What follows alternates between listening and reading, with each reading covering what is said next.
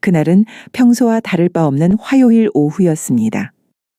혈압약을 먹고 나서 몸을 움직여야 한다는 의사의 말에 억지로라도 헬스장에 나가는 게 일상이 된 지 벌써 6개월째였죠. 67세의 몸이 젊은 사람들 사이에서 운동한다는 게 쉬운 일은 아니었지만 건강을 위해서라면 참을 수 있는 일이었습니다.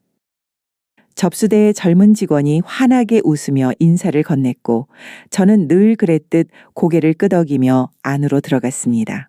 러닝머신에서 가볍게 걸으며 몸을 푼 다음 평소처럼 스트레칭 구역으로 향했죠. 최민호 강사가 다가왔습니다. 30대 초반으로 보이는 그는 이 헬스장에서 가장 인기 있는 강사 중 하나였죠. 회원들 사이에서는 친절하고 꼼꼼하게 가르쳐 준다는 평이 자자했습니다. 어머니, 스트레칭 자세가 좀 이상해 보이네요. 제가 도와드릴게요. 저는 특별히 개인 트레이닝을 받을 생각이 없었지만 그의 친절한 제안을 거절하기가 어려웠습니다. 괜찮다고 말했지만 그는 제 대답을 기다리지도 않고 다가왔습니다. 잘못된 자세로 하시면 다치실 수 있어요. 잠깐만 도와드릴게요. 친절한 강사구나. 그렇게 생각했던 게 제 실수였습니다. 허리를 좀 더 펴보라며 그의 손이 제 허리에 닿았습니다. 처음에는 자세 교정을 위한 자연스러운 접촉이라고 생각했죠. 하지만 그 손이 등을 따라 올라가더니 옆구리를 거쳐 가슴 쪽으로 향하기 시작했습니다. 이상하다. 몸이 경직되었습니다. 67년을 살면서 이런 상황을 처음 겪는 건 아니었지만 이렇게 대놓고 그것도 많은 사람이 있는 곳에서 이런 일이 벌어질 줄은 몰랐습니다. 어깨에도 힘이 너무 들어가 있다며 그의 손이 제 어깨를 만지며 가슴 부근을 의도적으로 스쳤습니다. 한 번이 아니라 여러 번 마치 실수인 것처럼 자연스럽게요. 이게 정말 일어나고 있는 일인가? 주변을 둘러봤지만 다른 회원들은 각자의 운동에 집중하고 있었고 누구도 이쪽을 보고 있지 않았습니다. 아니, 보고 있다 해도 겉으로는 평범한 트레이닝 장면으로밖에 안 보일 테죠. 다리 스트레칭을 해보자며 다리를 좀 더 벌려보라고 했습니다. 그의 목소리는 여전히 친절했습니다. 하지만 그 손은 제 허벅지 안쪽을 의도적으로 더듬고 있었죠. 나이든 할머니한테 뭘 어떻게 한다고. 그 순간 그의 속마음이 들리는 것 같았습니다. 아니, 실제로 그가 다른 강사와 나눈 대화를 들은 적이 있었죠. 나이든 여자들은 관심받는 걸 좋아해. 조금 터치해줘도 고마워해. 당시에는 무슨 말인지 이해하지 못했는데 이제야 그 의미를 알겠더군요.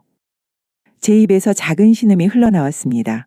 놀람인지 분노인지 아니면 당황함인지 저도 잘 모르겠더군요. 괜찮냐고 아프면 말하라고 그가 물었습니다. 마치 정말로 제 몸이 아픈 게 걱정되는 것처럼요. 하지만 그 손은 멈추지 않았죠.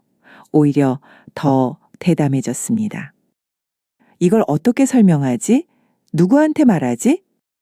머릿속이 하얗게 변했습니다. 67세의 할머니가 젊은 남자에게 성추행을 당했다고 말하면 과연 누가 믿어줄까요?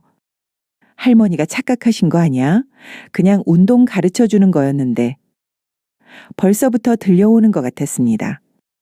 마침내 그의 손이 제 몸에서 떨어졌습니다. 마치 아무 일도 없었다는 듯 자연스럽게요. 충분히 했으니 이제 마무리하라고 했습니다. 다음에도 자세가 이상하시면 언제든 불러주세요. 도와드릴게요. 그의 미소는 여전히 친절했습니다. 하지만 그 눈 속에는 뭔가 다른 게 보였죠. 어차피 아무도 안 믿을 걸. 그런 확신 같은 것 말입니다. 저는 아무 말도 하지 못하고 고개만 끄덕였습니다. 다리에 힘이 풀려서 제대로 서 있기조차 힘들었지만 그 앞에서 무너질 수는 없었죠. 감사하다는 정반대의 말이 입에서 나오고 있었습니다. 샤워장으로 향하는 발걸음이 무거웠습니다. 샤워를 하면서도 계속 그의 손길이 느껴지는 것 같아서 몇 번이나 몸을 비비며 씻었지만 그 기분 나쁜 감각은 사라지지 않았습니다. 내가 예민하게 반응하는 건가? 정말 그냥 운동을 가르쳐 주려던 건가? 스스로를 의심하기 시작했습니다. 67년을 살면서 경험한 여러 상황들이 머릿속을 스쳐갔죠. 하지만 아무리 생각해봐도 그것은 분명 고의였습니다. 집으로 돌아가는 길, 평소처럼 동네 할머니들과 마주쳤습니다. 운동 갔다 왔냐는 평범한 인사에 다녀왔다고 답했지만 그래도 건강해 보인다는 꾸준히 운동하는 게 최고라는 말들이 오늘만큼은 귀에 들어오지 않았습니다. 집에 도착해서 거울을 봤습니다.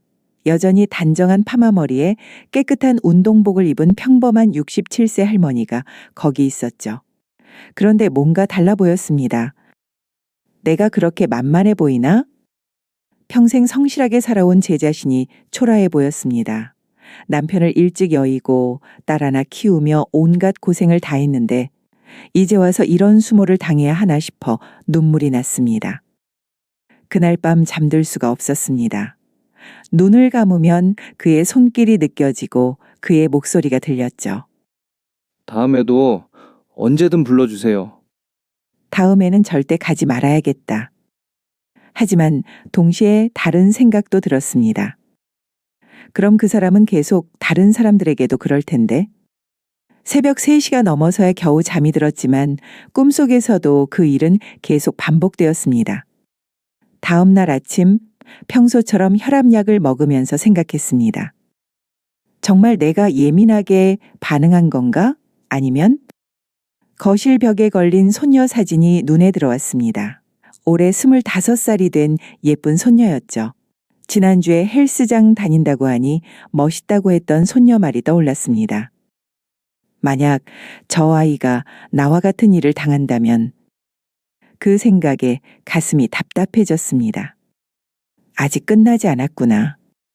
저도 모르게 중얼거렸습니다.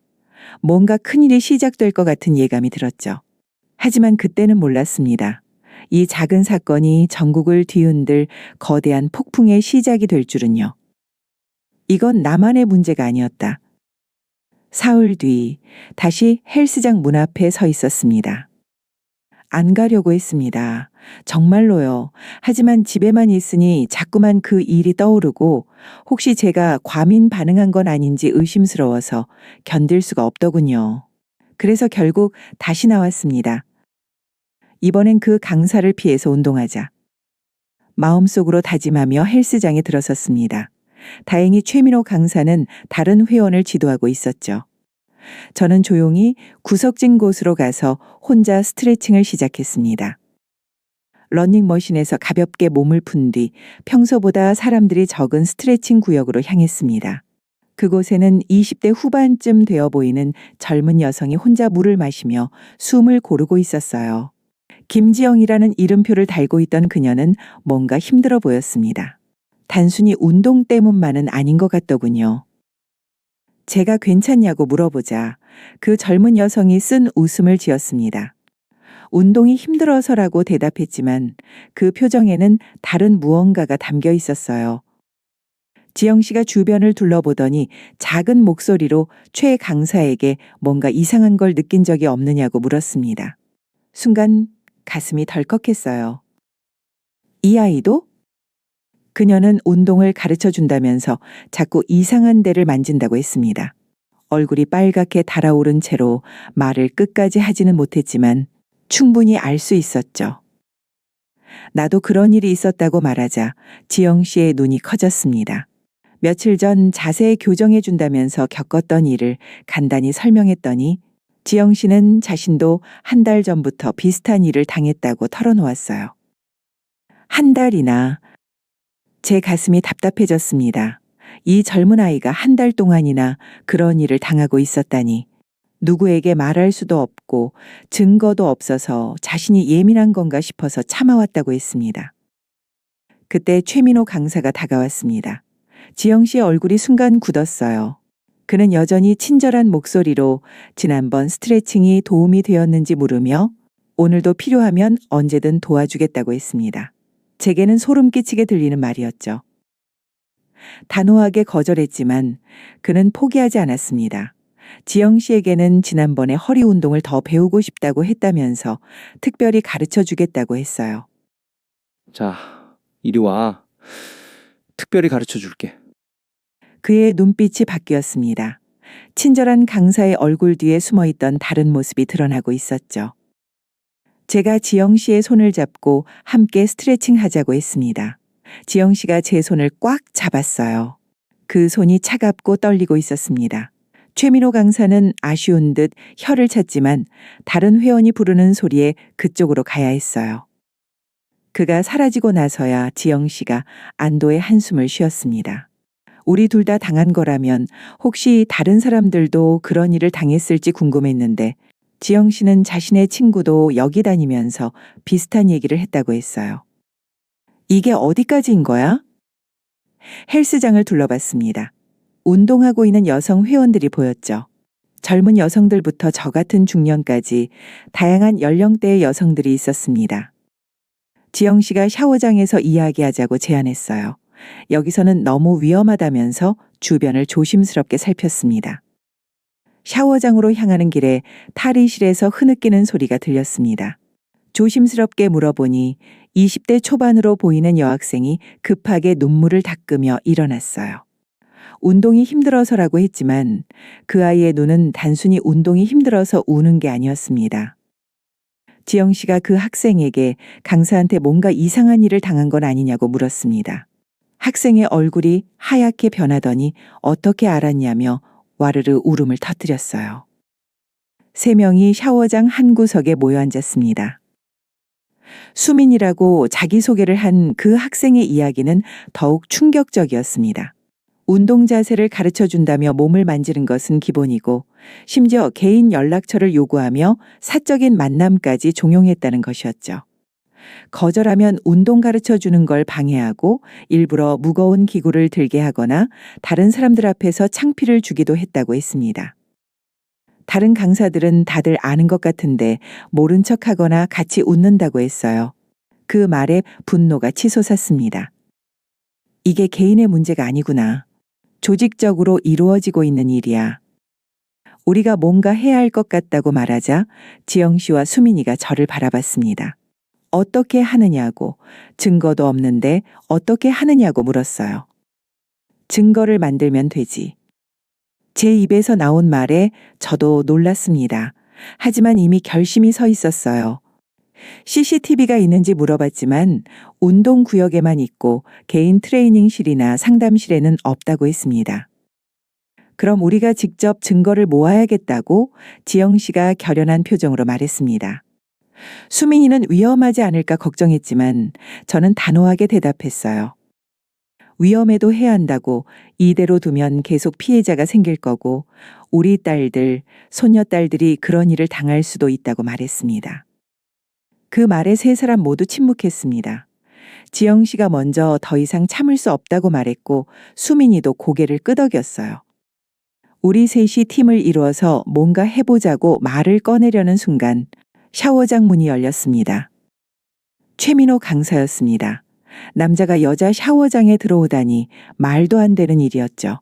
청소 아주머니가 탈의실에 귀중품을 놓고 갔다고 해서 찾아달라고 하더라는 핑계를 댔지만 거짓말이었습니다. 청소 아주머니는 오후 3시에 끝나는데 지금은 5시가 넘어 있었거든요. 뭔가 눈치챘나? 그의 표정에서 그런 의심을 읽을 수 있었습니다. 지영 씨가 차갑게 찾으셨으면 나가라고 했고 그가 나간 후 3사람은 서로를 바라봤어요. 들켰는지 불안해하는 수민이에게 아직은 아닐 거라고 지영 씨가 말했지만 조심해야 한다고 했습니다. 저는 더욱 확실한 계획이 필요하다고 중얼거렸어요. 그날 집으로 돌아가는 길, 머릿속은 복잡했습니다. 정말 할 수 있을까? 67살 할머니가? 하지만 동시에 다른 생각도 들었어요. 젊은 시절 노동조합에서 활동할 때도 이런 기분이었다는 것을 기억했습니다. 오랫동안 잊고 있던 감정이 되살아나고 있었어요. 불의에 맞서 싸우겠다는 의지 말입니다. 집에 도착해서 거울을 봤습니다. 여전히 67세 할머니였지만 뭔가 달라진 게 있었어요. 이제 시작이구나. 다음 날부터 본격적인 계획을 세워야겠다고 생각했습니다. 그런데 그때는 몰랐죠. 이 일이 얼마나 큰 파장을 불러일으킬지, 그리고 우리가 상대하고 있는 것이 단순한 개인의 일탈이 아니라는 것을 말입니다. 다음날 아침 신문을 펼치면서 문득 이런 생각이 들었습니다. 평생 남의 일이라고 여겨왔던 그런 기사들이 이제는 바로 내 일이 되었구나 하고요. 혼자가 아니라는 걸 깨달았을 때 두려움보다 분노가 컸습니다. 이제 정말 시작해야겠어. 다음날 아침 평소보다 일찍 일어났습니다. 밤새 뒤척이며 생각한 계획들을 노트에 적어보니 생각보다 구체적이었어요. 젊은 시절 노동조합에서 배운 것들이 지금도 유용하다는 걸 깨달았습니다. 조직적인 문제에는 조직적인 대응이 필요하다는 것 말이에요. 지영 씨에게 먼저 연락했습니다. 어제 서로 전화번호를 교환해 둔 게 다행이었죠. 헬스장 근처 카페에서 만나기로 했습니다. 아침 9시 헬스장 운영 시간 전이니 마주칠 위험은 적을 거라고 판단했어요. 카페에 도착하니 지영 씨가 이미 와 있었습니다. 밤새 잠을 못 잤는지 얼굴이 피곤해 보였어요. 그런데 눈빛만은 어제보다 훨씬 결연했습니다. 수민이도 함께 오기로 했는데 조금 늦을 거라고 연락이 왔다고 했습니다. 지영 씨부터 차근차근 상황을 정리해 보기로 했어요. 그녀는 한 달 전부터 최민호 강사에게 지속적으로 성추행을 당해왔다고 했습니다. 처음에는 운동 자세를 교정해 준다며 어깨와 허리를 만지는 정도였는데 점점 더 노골적으로 변했다는 거였어요. 가슴 부근을 의도적으로 스치고 허벅지 안쪽을 필요 이상으로 만지며 심지어는 개인 트레이닝을 받으라며 따로 시간을 내자고 제안하기까지 했다고 했습니다. 더 충격적인 건 다른 여성 회원들의 상황이었어요. 지영 씨가 평소 친하게 지내던 회원들과 어젯밤 단체 채팅방에서 이야기를 나눠봤더니 거의 모든 여성이 비슷한 경험을 했다는 것이었습니다. 20대 초반의 대학생부터 40대 주부까지 나이를 가리지 않고 피해를 입고 있었어요. 특히 나이가 많거나 혼자 다니는 여성들에게는 더욱 노골적으로 행동했다고 했습니다. 나이든 여자들은 어차피 아무도 안 믿을 거라고 생각하나? 제 속에서 분노가 끓어올랐습니다. 그때 수민이가 카페로 들어왔습니다. 어제보다는 차분해 보였지만 여전히 불안한 기색이 역력했어요. 수민이의 이야기는 더욱 심각했습니다. 최민호 강사가 개인적으로 연락처를 물어보고 운동 후에 따로 만나자고 제안했다는 것이었어요. 거절하자 운동 지도를 거부하고 다른 회원들 앞에서 일부러 창피를 주기 시작했다고 했습니다. 더 놀라운 건 다른 강사들의 반응이었어요. 최민호의 행동을 다들 알고 있으면서도 묵인하고 있었고 일부는 함께 농담을 주고받기까지 했다는 것입니다. 아, 최 강사님, 또 시작이네. 어머니들한테는 관심 받는 게 좋은 거 아니야? 수민이가 들었다는 그 대화들이 제 가슴을 찢어 놓았습니다. 3명이 머리를 맞대고 구체적인 계획을 세우기 시작했어요. 가장 시급한 건 증거 수집이었습니다. CCTV가 있는 공용운동 구역에서는 노골적인 행동을 하지 않으니 개인 트레이닝실이나 상담실에서 벌어지는 일들을 기록해야 했어요. 지영 씨가 스마트폰으로 녹음하는 방법을 제안했습니다. 요즘 휴대폰 녹음 기능이 좋아서 주머니에 넣고도 선명하게 들린다고 했어요. 수민이는 다른 피해자들의 진술서를 받아보자고 했습니다. 혼자서는 믿어주지 않을 수도 있지만 여러 명이 똑같은 증언을 하면 신빙성이 높아질 거라고요. 저는 헬스장의 다른 문제들도 함께 파헤쳐 보자고 제안했습니다. 이런 일이 조직적으로 이루어지고 있다면 분명 다른 불법 행위들도 있을 거라고 생각했어요. 실제로 며칠 전부터 관찰해 보니 의심스러운 점들이 몇 가지 있었습니다. 회원증 없이 드나드는 사람들이 있고 영업시간 외에도 불이 켜져 있는 경우가 많았어요. 또한 여성 샤워실과 탈의실에 남자 직원들이 수시로 드나드는 것도 이상했습니다. 지영 씨가 그 점을 지적하니 수민이도 고개를 끄덕였어요. 자신도 여러 번 이상하다고 생각했다면서 특히 밤늦은 시간에 헬스장 앞을 지나갈 때 수상한 차들이 주차되어 있는 것을 본 적이 있다고 했습니다.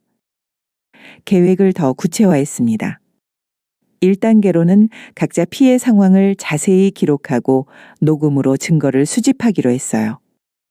2단계에서는 다른 피해자들을 찾아서 진술서를 받고 함께 대응할 사람들을 모으기로 했습니다. 3단계는 헬스장의 다른 불법 행위들을 조사해서 종합적인 신고를 하는 것이었어요. 각자 역할 분담도 했습니다. 지영 씨는 같은 연령대 회원들과의 네트워크를 활용해서 피해 사례를 수집하기로 했어요.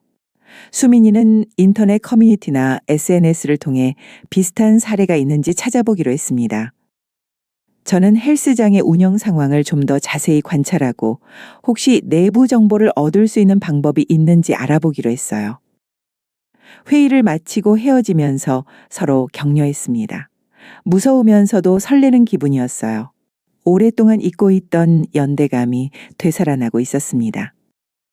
집으로 돌아가는 길에 헬스장 앞을 지나쳤습니다. 평소와 다름없이 사람들이 드나들고 있었지만 이제는 다르게 보였어요. 겉으로는 멀쩡해 보이지만 속은 썩어 있구나. 오후에 다시 헬스장에 갔습니다. 이번에는 관찰자의 시선으로요. 운동하는 척하면서 주변을 유심히 살펴봤더니 정말 많은 것들이 눈에 들어왔습니다. 최민호 강사뿐만 아니라 다른 남자 강사들도 여성 회원들에게 불필요한 신체 접촉을 하고 있었어요. 특히 나이 많은 여성들이나 혼자 온 여성들에게 더 적극적으로 접근하는 게 보였습니다. 마치 저항할 가능성이 적은 대상을 골라서 하는 것처럼요. 더 충격적인 건 접수대 직원들의 반응이었습니다. 강사들의 행동을 보고도 전혀 이상하게 생각하지 않는 것 같았어요. 오히려 함께 웃거나 농담을 주고받기까지 했습니다. 완전히 썩었네. 헬스장 전체가 하나의 거대한 범죄 조직처럼 느껴졌습니다. 그날 저녁 지영 씨에게서 연락이 왔습니다. 다른 회원들과 이야기해 본 결과 생각보다 훨씬 많은 사람들이 비슷한 피해를 당했다는 것이었어요. 특히 헬스장 사장의 아내로 보이는 여성이 따로 연락을 해왔다고 했습니다. 남편 모르게 만나고 싶다면서 중요한 정보가 있다고 했어요. 내부자가 나타났구나. 뭔가 큰 변화의 조짐이 보이기 시작했습니다. 우리의 작은 연대가 점점 커지고 있었어요. 그날 밤 잠자리에 들면서 생각했습니다. 며칠 전만 해도 혼자서 끙끙 앓고 있었는데 이제는 함께 싸울 동료들이 생겼다는 게 신기했어요. 물론 앞으로의 길이 쉽지 않을 거라는 것도 알고 있었습니다. 하지만 혼자가 아니라는 사실만으로도 충분히 용기가 났어요. 이제 진짜 시작이야. 내일부터는 본격적인 증거 수집에 들어가기로 마음먹었습니다. 진실은 예상했던 것보다 훨씬 더 끔찍했습니다. 이게 정말 현실인가? 헬스장 사장 부인의 메시지를 받고 나서 하루 종일 마음이 복잡했습니다. 지영 씨를 통해 전달받은 내용은 간단했어요. 박미정이라는 이름의 그 여성이 우리가 조사하고 있다는 걸 알고 남편 모르게 만나서 이야기하고 싶다는 것이었습니다. 중요한 정보가 있다고 했죠. 믿어도 되는지 의심스러웠지만 현재 상황에서는 어떤 도움이든 필요했어요. 만남 장소는 헬스장에서 멀리 떨어진 조용한 찻집으로 정했습니다. 혹시 모를 상황에 대비해서 지영 씨와 수민이도 함께 가기로 했어요. 약속 시간 30분 전에 도착해서 주변을 살펴봤습니다. 특별히 수상한 점은 없어 보였지만 왠지 모르게 긴장되더군요. 시간이 되자 40대 중반으로 보이는 여성이 들어왔습니다. 단정한 옷차림에 화장을 진하게 한 모습이었지만 눈가의 다크서클과 굳은 표정에서 피곤함이 역력했어요. 박미정 씨는 자리에 앉자마자 주변을 조심스럽게 둘러본 다음 작은 목소리로 말하기 시작했습니다. 남편이 운영하는 헬스장에서 벌어지고 있는 일들을 어느 정도 알고 있었다는 것이었어요. 처음에는 단순히 강사들이 친절하게 회원들을 대하는 것 정도로만 생각했다고 했습니다. 하지만 시간이 지나면서 점점 이상한 점들을 발견하게 되었다고 했어요. 남편과 강사들이 나누는 대화, 여성 회원들에 대한 품평, 그리고 무엇보다 헬스장 매출과 맞지 않는 수상한 수입들까지요. 더 충격적인 사실이 드러났습니다. 헬스장에는 우리가 모르는 숨겨진 카메라들이 있었다는 것입니다. 공식적인 CCTV 외에도 샤워실과 탈의실, 그리고 개인 트레이닝실에 초소형 카메라들이 설치되어 있었어요. 박미정 씨는 우연히 남편의 컴퓨터에서 그 영상들을 발견했다고 했습니다. 수많은 여성 회원들의 탈의 장면과 샤워 장면들이 폴더별로 정리되어 있었다는 거였어요. 토할 것 같았어요. 그녀의 목소리가 떨렸습니다. 더욱 끔찍한 건 그 영상들이 온라인에서 판매되고 있었다는 사실이었어요. 불법 촬영물을 전문으로 거래하는 사이트에 헬스장 이름까지 명시하며 올라와 있었다고 했습니다. 지영 씨와 수민이가 충격에 빠져 말을 못하고 있을 때 박미정 씨는 더 심각한 이야기를 꺼냈어요. 성추행은 시작에 불과했다는 것이었습니다. 강사들이 여성 회원들에게 개인적인 만남을 강요하고 거절하면 불법 촬영 영상을 빌미로 협박하기도 했다고 했어요. 실제로 몇 명의 젊은 여성들이 그런 협박에 못 이겨 강사들과 원치 않는 만남을 가져야 했고 그 과정에서 더 심각한 성범죄까지 당했다고 했습니다. 내가 어떻게 이런 남자와 살았을까? 박미정 씨의 눈에서 눈물이 흘러내렸어요. 그녀는 몇 달 전부터 남편에게 이 일을 그만두라고 계속 말해왔다고 했습니다. 하지만 남편은 오히려 그녀를 의심하며 감시하기 시작했고 최근에는 아예 집에 들어오지도 않는다고 했어요. 박미정 씨가 우리에게 접촉한 이유는 단순했습니다. 더 이상 이런 상황을 묵과할 수 없었고 남편을 비롯한 관련자들이 모두 처벌받기를 원했기 때문이었어요. 그녀는 가방에서 USB를 꺼내 우리에게 건넸습니다. 아내는 남편의 컴퓨터에서 복사해온 불법 촬영 영상들의 일부와 온라인 판매 내역, 그리고 강사들과 주고받은 메신저 대화 내용들이 들어있다고 했어요. 또한 헬스장의 회계 장부도 함께 복사해 왔다고 했습니다. 불법 촬영물 판매 수익과 성매매 알선으로 얻은 돈들이 모두 기록되어 있다는 것이었어요. 이것만 있으면 충분히 잡을 수 있을 거예요. 박미정 씨의 말에 우리 모두 숨이 막혔습니다. 하지만 동시에 위험도 따른다고 경고했어요. 남편이 자신의 행동을 의심하고 있고 만약 이 일이 발각되면 우리 모두가 위험해질 수 있다는 것이었습니다. 실제로 예전에 이 일을 신고하려고 했던 여성이 있었는데 갑자기 헬스장을 그만두고 이사를 가버렸다고 했어요. 그 후로는 연락도 되지 않는다고 했습니다. 박미정 씨는 자신도 이미 남편에게 들켰을 가능성이 높다며 빨리 행동에 나서야 한다고 재촉했어요. 우리는 당장 경찰서에 신고하자고 했지만 박미정 씨는 그것만으로는 부족하다고 했습니다. 남편과 강사들이 경찰 쪽에도 아는 사람들이 있어서 은밀히 무마시킬 가능성이 높다는 거였어요. 대신 언론사와 시민단체에 동시에 제보하고 SNS를 통해서도 널리 알려야 한다고 제안했습니다. 여론이 들끓으면 경찰도 제대로 수사할 수밖에 없을 거라고요. 만남을 마치고 헤어지면서 박미정 씨는 마지막으로 당부했어요. 절대로 혼자 다니지 말고 혹시 이상한 사람들이 따라오거나 협박을 받으면 즉시 연락하라고 했습니다. 그리고 가능하면 며칠 동안은 헬스장에 나가지 말라고도 했어요. 집으로 돌아가는 길, 손에 든 USB가 무겁게 느껴졌습니다. 이제 정말 돌이킬 수 없겠구나.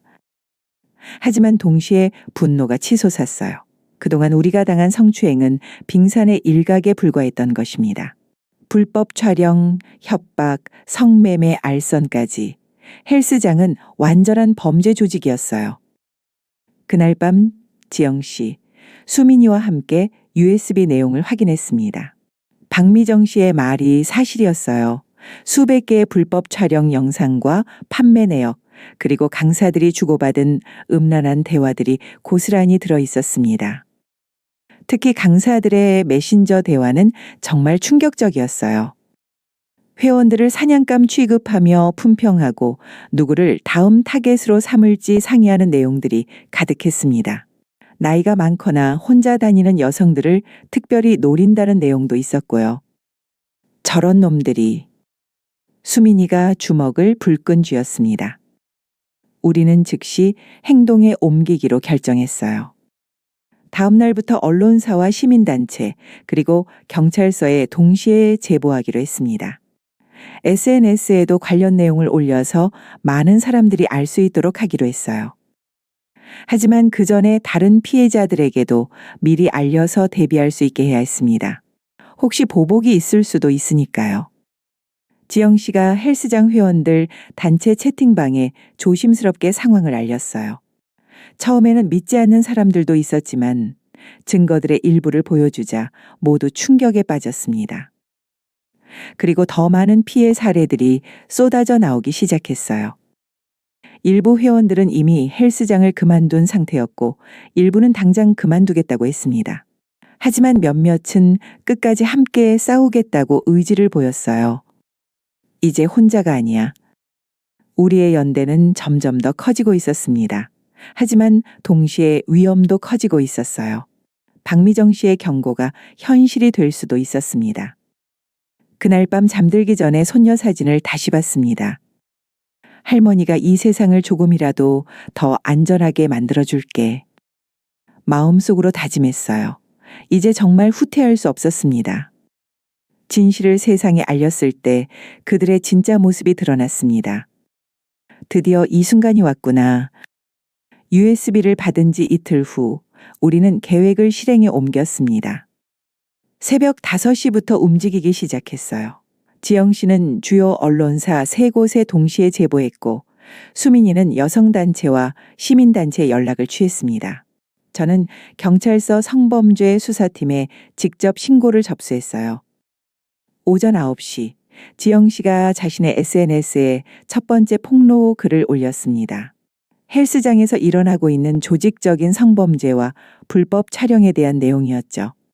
물론 구체적인 증거들은 수사기관과 언론사에만 제공하고 SNS에는 개략적인 내용만 공개했습니다.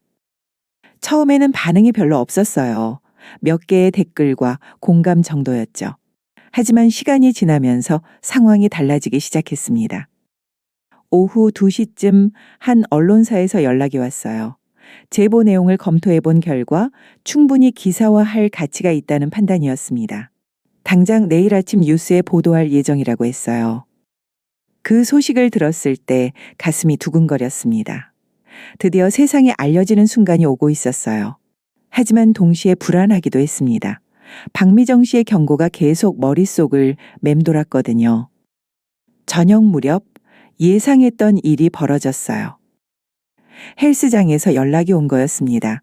사장이 직접 전화를 걸어와서는 오해가 있는 것 같으니 만나서 이야기하자고 했어요. 목소리는 차분했지만 그 속에 깔린 협박의 뉘앙스를 느낄 수 있었습니다. 전화를 끊고 나서 즉시 지영 씨와 수민이에게 연락했어요. 그들에게도 비슷한 연락이 와 있었습니다. 더 심각한 건 우리 집 주변에 수상한 사람들이 나타났다는 것이었어요. 동네 할머니가 알려줬는데 낮에 헬스장 사람들로 보이는 젊은 남자들이 우리 집 주변을 돌아다니며 뭔가를 물어보고 다녔다는 거였어요. 벌써 시작됐구나. 박미정 씨에게 급하게 연락했지만 연결되지 않았습니다. 혹시 이미 들킨 건 아닌지 걱정이 되었어요. 그날 밤 잠들 수가 없었습니다. 밖에서 조금만 소리가 나도 깨어났고 문득 누군가 지켜보고 있는 것 같은 기분이 들었어요. 다음 날 아침 뉴스가 나왔습니다. 메인 뉴스는 아니었지만 사회면 톱 기사로 보도되었어요. 헬스장 조직적 성범죄 의혹이라는 제목으로 우리가 제공한 증거들을 바탕으로 한 상세한 내용이 나왔습니다. 기사가 나간 후 반응은 폭발적이었어요. 온라인 댓글들이 순식간에 수백 개씩 달렸고 다른 언론사들도 후속 보도를 시작했습니다. 대부분의 반응은 분노와 충격이었어요. 하지만 일부에서는 의심의 목소리도 나왔습니다. 증거가 확실한 거냐? 나이든 여자들이 관심 받으려고 하는 거 아니냐? 요즘 꽃뱀들이 많다더라. 같은 댓글들이 달리기 시작했어요. 특히 헬스장 측에서 조직적으로 대응하고 있다는 게 느껴졌습니다. 비슷한 시간에 올라오는 변명성 댓글들, 피해자들의 인격을 공격하는 글들이 패턴처럼 반복되었거든요. 오후에는 헬스장 사장이 직접 기자회견을 열었어요. 모든 의혹을 부인하며 이는 일부 불만 회원들이 헬스장을 음해하기 위해 꾸민 일이라고 주장했습니다. 특히 저희들을 직접 거명하며 정신적으로 문제가 있는 노인이라고 표현했어요. 지영 씨에 대해서는 관종 성향의 젊은 여성이라고, 수민이에 대해서는 취업 스트레스로 인한 피해망상이라고 했습니다. 저런 비열한 놈들. 기자회견을 보면서 피가 거꾸로 솟았어요. 더 화가 난 건 일부 언론과 온라인 커뮤니티에서 그들의 주장에 동조하는 반응을 보였다는 것이었어요. 요즘 무고죄가 문제다. 남자들만 피해자다 같은 글들이 올라오기 시작했습니다. 심지어 우리의 개인정보까지 유출되기 시작했어요. 이름, 나이, 거주 지역 등이 온라인에 퍼지면서 신상털기가 시작된 거였습니다. 지영 씨는 직장에서 상사에게 불려가 회사 이미지에 안 좋으니 조용히 하라는 압박을 받았다고 했어요. 수민이는 학교 커뮤니티에 자신을 비하하는 글들이 올라와서 수업에 나가기 힘들어졌다고 했습니다. 저 역시 동네에서 수군수군하는 시선들을 느껴야 했어요. 평생 조용하게 살아온 67세 할머니가 갑자기 뉴스에 나오니 동네 사람들의 반응도 엇갈렸습니다. 순자 씨가 그런 일을 당했다고? 믿기지 않네. 요즘 나이 든 분들도 관심 받고 싶어 하신다니까. 이런 말들이 귀에 들려왔어요. 가장 힘든 건 가족들의 반응이었습니다. 딸이 급하게 집으로 달려와서는 왜 이런 일에 나섰냐며 걱정을 했어요. 딸의 입장에서는 이해할 만했습니다. 평생 조용하게 살던 어머니가 갑자기 성범죄 사건의 피해자로 언론에 나오고 온라인에서 온갖 악플에 시달리는 모습을 보는 게 견디기 힘들었을 거예요. 하지만 저는 물러설 수 없었습니다. 엄마, 그냥 조용히 넘어가면 안 돼요? 이미 충분히 알려졌잖아요. 딸의 말에 마음이 흔들렸지만 손녀 사진을 보며 다시 마음을 다잡았어요. 셋째 날 밤, 정말 예상했던 일이 벌어졌습니다. 집 앞에 검은색 승용차 한 대가 계속 주차되어 있는 것을 발견했어요. 낮에도 밤에도 그 자리에 있었는데 사람은 보이지 않았습니다. 경비원에게 물어보니 모르는 차라고 했어요. 번호판을 확인해 보려고 했지만 일부러 가려놓은 것 같았습니다. 더 무서운 건 집 전화로 걸려오는 협박 전화였어요. 할머니, 건강 조심하세요. 나이가 있으신데 너무 무리하시면. 목소리는 젊은 남자였고 말투는 정중했지만 그 속에 담긴 의미는 명확했어요. 지영 씨와 수민이에게도 비슷한 일들이 벌어지고 있었습니다. 직장과 학교에서 압박을 받고 온라인에서는 신상털기와 악플에 시달리고 집 주변에는 수상한 사람들이 나타나고 이게 그들의 진짜 모습이구나. 헬스장 측의 조직적인 대응이 본격화되고 있었어요. 단순히 사실을 부인하는 수준을 넘어서 우리를 완전히 매장시키려고 하고 있었습니다. 하지만 동시에 우리를 지지하는 목소리들도 나오기 시작했어요. 다른 지역의 헬스장 성범죄 피해자들이 용기를 내어 자신들의 경험담을 공개하기 시작했고 여성 단체들이 공식적으로 우리를 지지한다고 발표했습니다.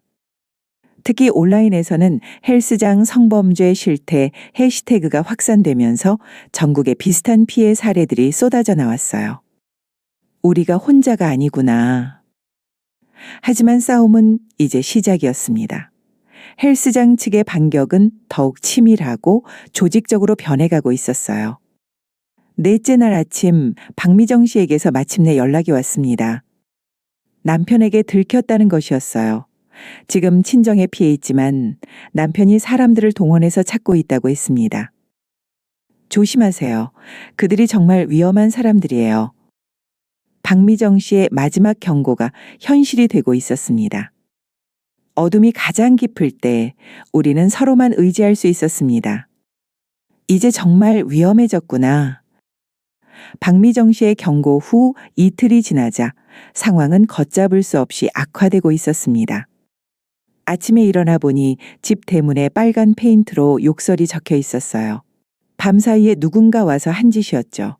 67년을 살면서 이런 치욕을 당해본 적이 없었습니다. 더 충격적인 건 동네 곳곳에 제 사진이 붙어 있었다는 것이었어요. 뉴스에 나온 사진을 확대해서 거짓말쟁이 할머니라는 글귀와 함께 전봇대와 상가 벽면에 붙여놓았더군요. 동네 사람들의 시선이 달라졌어요. 어떤 이는 동정어린 눈으로, 어떤 이는 의심스러운 눈으로 저를 바라봤습니다. 오랫동안 정들었던 동네였는데 이제는 나가기가 두려워졌어요.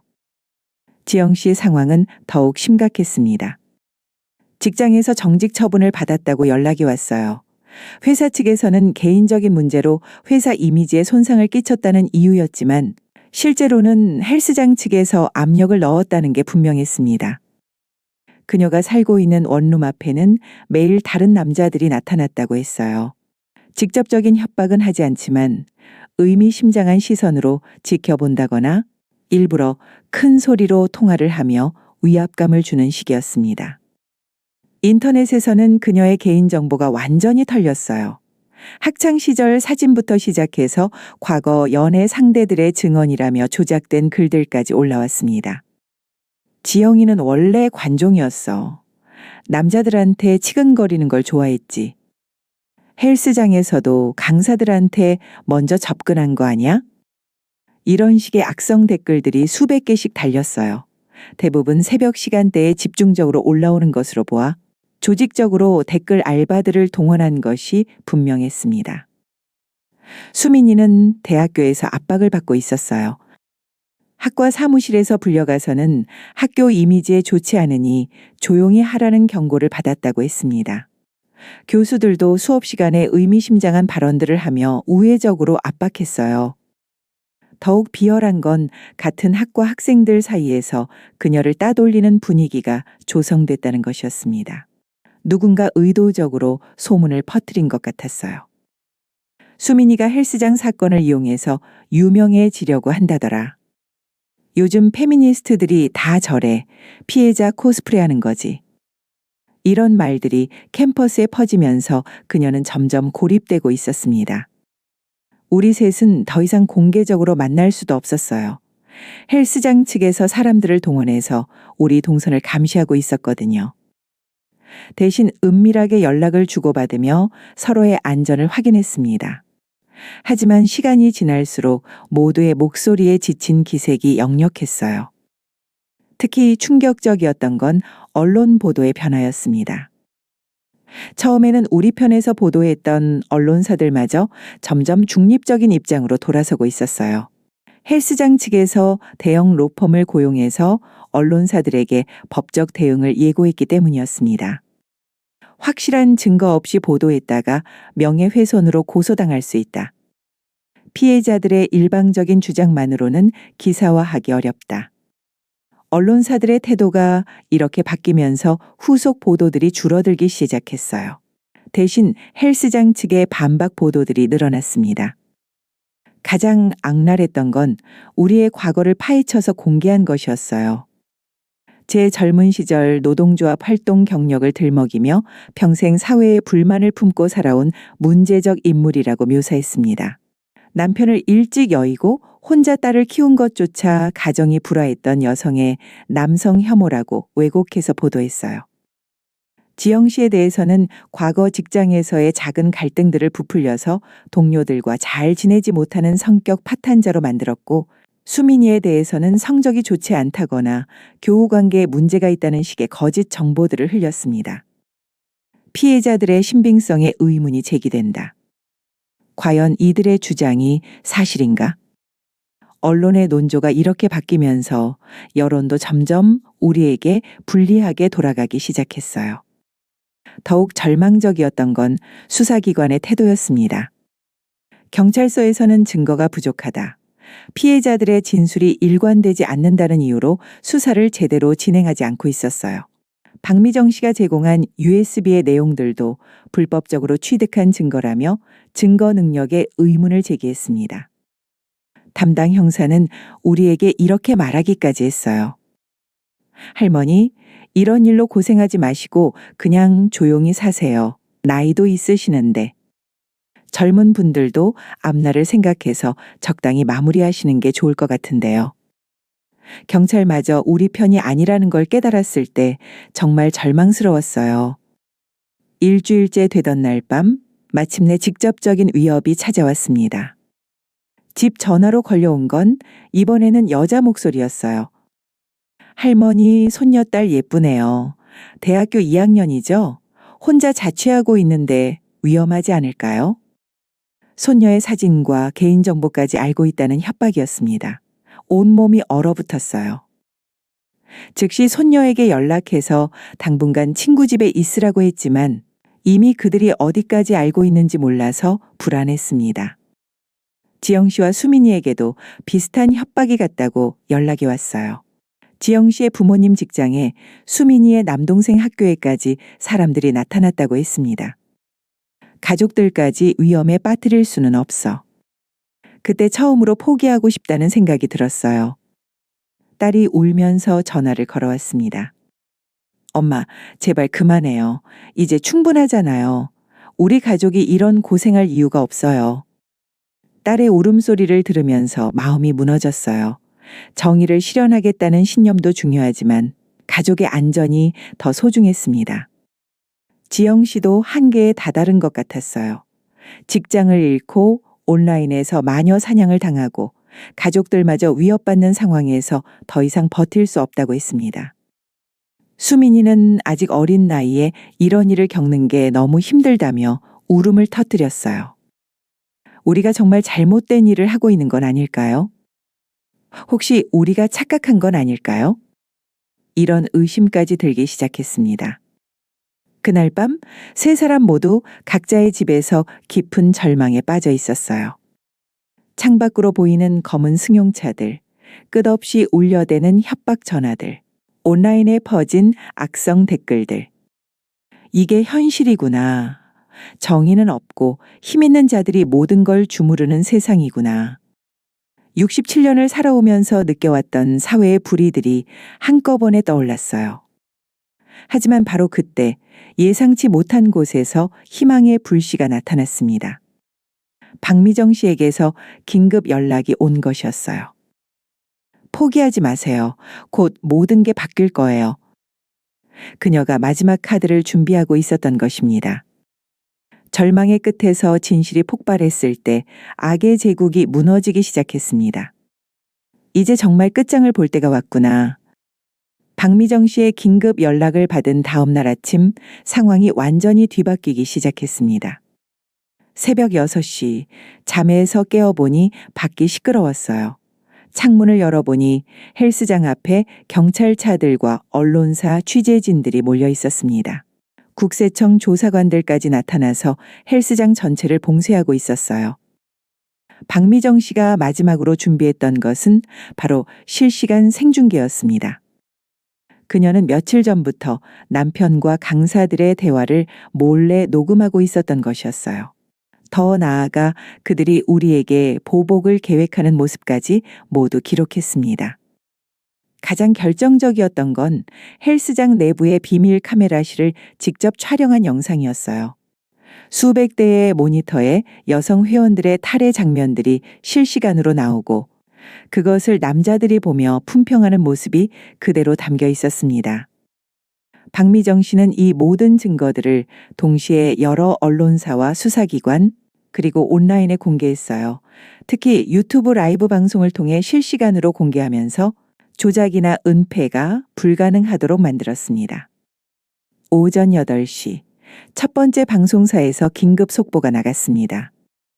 헬스장 불법 촬영 현장 적발, 수백 명 피해 추정. 이번에는 단순한 의혹 제기가 아니라 현장 적발이었어요. 부인할 수 없는 확실한 증거들이 생방송으로 전국에 중계되고 있었습니다.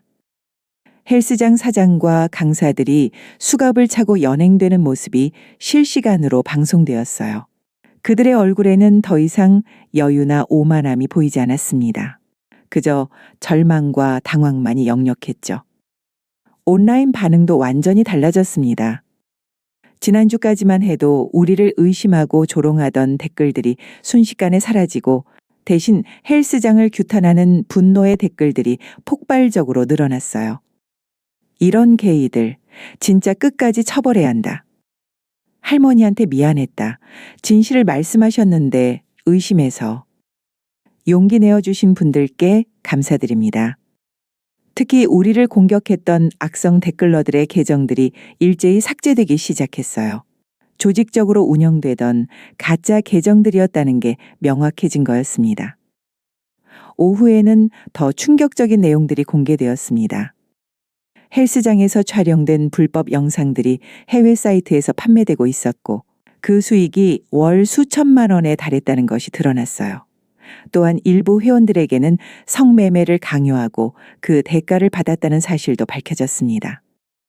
더욱 충격적인 건 이런 범죄가 전국적인 네트워크로 이루어지고 있었다는 점이었어요. 다른 지역의 여러 헬스장들과 연계되어 있었고 경찰과 언론사 내부에도 그들과 연결된 사람들이 있었던 것으로 드러났습니다. 이제야 지난주 동안 우리가 당했던 조직적인 탄압의 정체가 명확해졌어요. 저녁 무렵 담당 검사가 직접 우리를 찾아왔습니다. 지난번에 우리를 의심의 눈초리로 바라보던 경찰들과는 완전히 다른 태도였어요. 사과부터 시작했습니다. 수사 과정에서 피해자들을 충분히 보호하지 못했고 오히려 2차 가해를 방조했다는 점을 인정했어요. 이제 수사는 완전히 다른 국면으로 접어들었습니다. 헬스장 관련자들 전체에 대한 전면적인 수사가 시작되었고 피해자들에 대한 보호 조치도 강화되었어요. 무엇보다 전국적으로 비슷한 사례들이 쏟아져 나오기 시작했습니다. 다른 지역의 헬스장, 수영장, 요가원 등에서도 유사한 범죄들이 벌어지고 있었다는 제보들이 연일 들어왔어요. 우리 사건이 도화선이 되어 전국적인 실태 조사가 시작된 것입니다. 특히 놀라웠던 건 피해자들의 연대였어요. 온라인에서 나도 피해자다 해시태그가 확산되면서 수많은 여성들이 자신들의 경험을 공개하기 시작했습니다.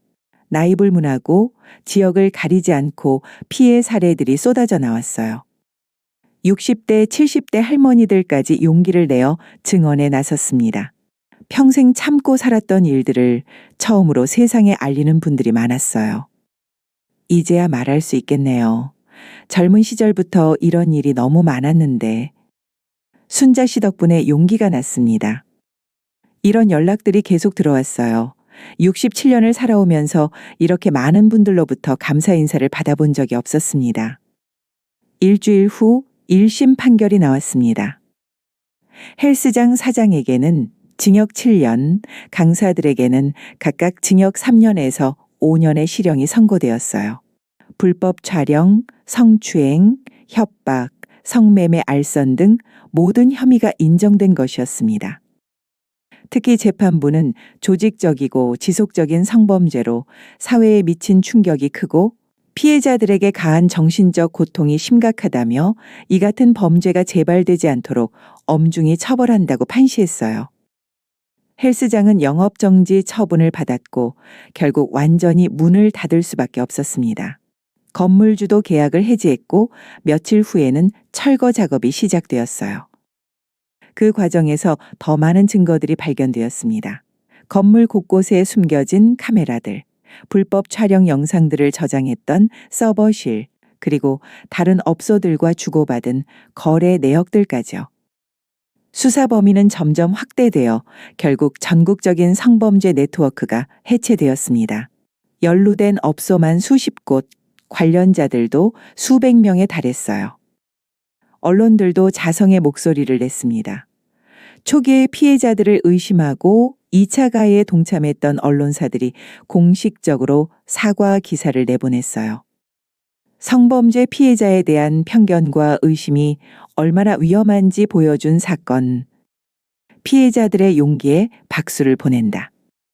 이제는 완전히 달라진 논조였습니다. 가장 기뻤던 건 지영 씨가 직장에 복귀할 수 있게 되었다는 소식이었어요. 회사 측에서 공식적으로 사과하고 정직 처분을 철회했습니다. 수민이도 학교에서 명예회복이 되었고요. 하지만 무엇보다 값진 건 사회 전체의 인식 변화였습니다. 성범죄 피해자들을 바라보는 시선이 달라졌고 신고와 고발을 망설이던 많은 분들이 용기를 낼 수 있게 되었어요. 전국적으로 비슷한 업소들에 대한 단속이 강화되었고 관련 법령도 더욱 엄격해졌습니다. 헬스장 철거 현장을 바라보며 생각했습니다. 정의는 늦어도 반드시 실현되는구나. 물론 그 과정이 쉽지는 않았어요. 몇 번이나 포기하고 싶었고 가족들까지 위험에 빠뜨렸습니다. 하지만 끝까지 버틴 덕분에 더 큰 변화를 이끌어낼 수 있었어요. 그날 밤 지영 씨와 수민이와 함께 작은 축하 자리를 가졌습니다. 처음 만났던 그 카페에서 차를 마시며 지난 시간들을 돌아봤어요. 정말 힘들었지만 해낼 수 있어서 다행이야. 세 사람 모두 같은 마음이었습니다. 모든 것이 끝났지만 진정한 시작은 이제부터였습니다. 이제 정말 끝이구나. 하지만 승리의 기쁨만큼이나 깊은 공허함도 느껴졌어요. 그동안 분노와 의분으로 가득했던 마음이 갑자기 텅 빈 것 같았습니다. 목표가 달성된 지금 앞으로 무엇을 하며 살아야 할지 막막했어요. 집으로 돌아가는 길에 동네 사람들의 시선이 예전과 달라진 걸 느꼈습니다. 처음에는 의심과 수군거림이었다가 나중에는 동정과 걱정이었는데 이제는 존경과 감사의 눈빛이었어요. 순자 씨 덕분에 세상이 조금이라도 나아졌네요. 마트에서 만난 동네 할머니가 조용히 말씀해 주셨습니다. 그런 말을 들을 때마다 가슴 한구석이 따뜻해졌지만 동시에 무거운 책임감도 느꼈어요. 집에 도착해서 거울을 봤습니다. 6개월 전과 같은 67세 할머니였지만 뭔가 완전히 달라진 사람 같았어요. 머리에는 흰 털이 더 많아졌고 얼굴에는 주름이 깊어졌지만 눈빛만은 훨씬 또렷해진 것 같았습니다. 딸이 전화를 걸어왔어요. 그동안 걱정이 많았던 딸이지만 이제는 자랑스럽다는 말을 해주었습니다. 엄마가 용기 내주신 덕분에 정말 많은 분들이 도움받았어요. 딸의 말에 그동안의 고생이 헛되지 않았다는 생각이 들었어요. 손녀도 대학교에서 친구들과 함께 성범죄 예방 동아리를 만들었다고 자랑했습니다. 할머니를 보고 용기를 얻었다면서요. 할머니처럼 용감한 사람이 되고 싶어요. 손녀의 말을 들으며 눈물이 났어요. 이런 변화를 위해서라면 그 모든 고생이 값진 일이었습니다. 지영 씨와 수민이와는 여전히 연락을 주고받고 있었어요. 직장에 복귀한 지영 씨는 회사에서 성희롱 예방교육 담당자를 맡게 되었다고 했습니다. 자신의 경험을 바탕으로 더 실질적인 교육을 할 수 있을 것 같다면서 의욕을 보였어요. 수민이는 대학교에서 법학을 복수 전공하기로 했다고 했습니다.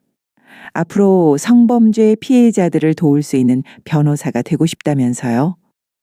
두 사람 모두 이 사건을 통해 새로운 인생의 방향을 찾은 것 같아서 뿌듯했어요.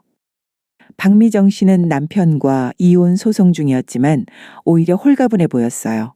오랫동안 억눌렸던 마음을 털어낸 듯한 모습이었습니다. 앞으로는 여성 상담소에서 봉사활동을 하겠다고 했어요. 하지만 모든 게 완전히 해결된 건 아니었습니다. 여전히 일부에서는 우리를 곱지 않은 시선으로 바라보는 사람들이 있었어요.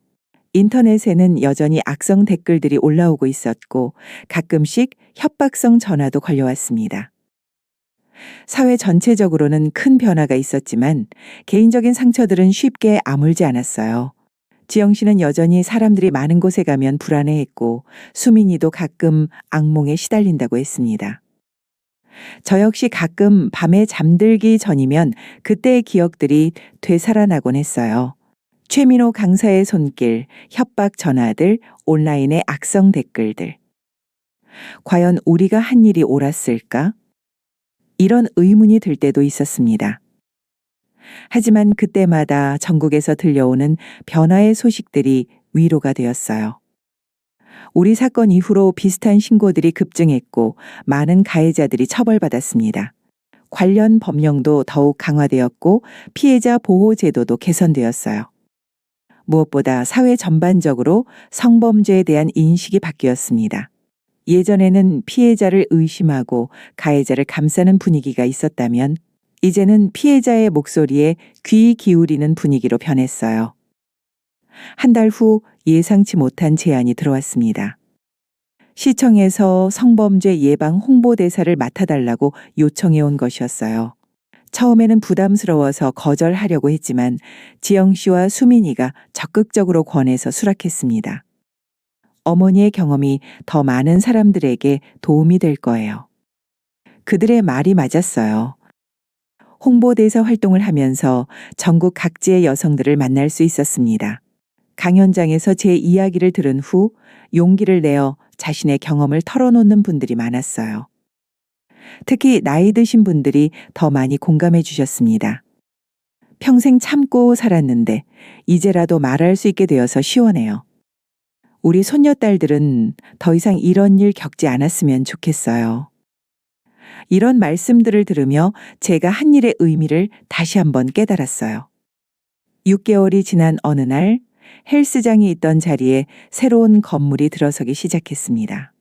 이번에는 어린이 도서관이 들어선다고 했어요. 그 모습을 보며 문득 이런 생각이 들었습니다.